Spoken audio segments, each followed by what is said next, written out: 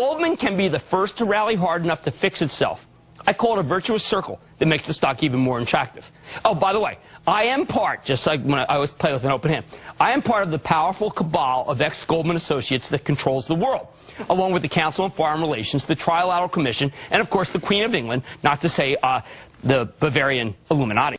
And you know what? The Bavarian Illuminati, the Trilateral Commission, Goldman Sachs, and the Queen of England are not all bad. Wow. Tim Geithner is doing a good job. Again, is that terrible to say? Can't we just come out here occasionally? Can't I, as a commentator, and say, you know what? I'm impressed by what Geithner did. But get a bodyguard. I already have one. And I feel strongly that Geithner, this is AIG, Goldman, and you know what? The Bavarian Illuminati, the Trilateral Commission, Goldman Sachs, and the Queen of England are not all bad. Wow. Cramer? So Fed's made its point of view. Right. Mr. Honig has made his point of view clear. What do you think? Well, you know, to me, I always come back to the same issue, which is that Bernanke's doing everything right. He said that he correctly typified all what the Federal Reserve beige book and all the different reports said. It's not that great. Maybe it's getting a little better. That's terrific. He is not going to let us slip back into a recession. Why people think that he will, by risking tightening rates, and I loved your poll of people, is beyond me. Why do people always presume that he's not that bright? That he's not a student of these situations. Once he realized we were in a Great Recession, he decided to not be 1937 in America, which is what sent us back. We needed a war. Well, maybe he has these dark nights when he wakes up and he says, what's worse, having let us go into that terrible, terrible depression, or running the risk, which he is doing, of keeping rates too low for too long and having some other kind of a bubble he's got to deal with afterwards. And clearly between those two, he said, I'd rather take the risk of some bubble. Well, remember, he is a student of what happened in the 30s. That's why he's so good. He didn't know we were in the 1930s during 2007 and 2008, and that was bad. He got mortgages wrong initially. He didn't understand subprime. He should have just listened to you because you talked about it every day, for those of us who remember.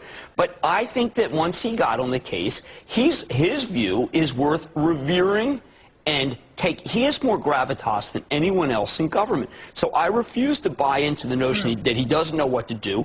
And I think he studied what happened in 37.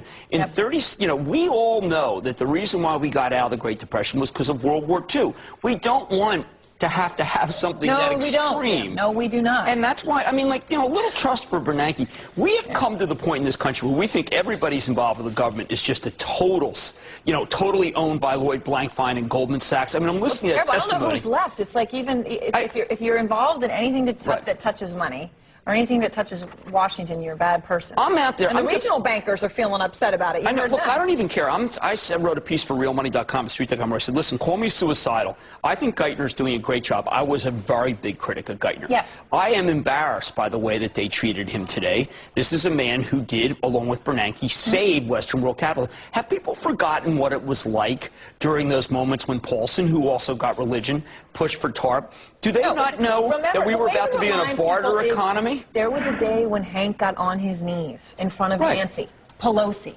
There was a day. Well, and that should make people understand under the circumstances. You know, the New York Times did a series of stories about AIG and Goldman. They never talk about how much AIG bailed out the European banks. This is uniquely focused on what the New York Times reported. All these guys want to score points. Tim Geithner is doing a good job. Again, is that terrible to say? Can't we just come out here occasionally? Can't I, as a commentator, and say, you know what, I'm impressed by what Geithner did. But get a bodyguard. I already have one. And I feel strongly that Geithner, this is AIG, Goldman, and you know what? The Bavarian Illuminati, the Trilateral Commission, Goldman Sachs, and the Queen of England are not all bad. Wow. We got to squeeze a couple of things in. Sure.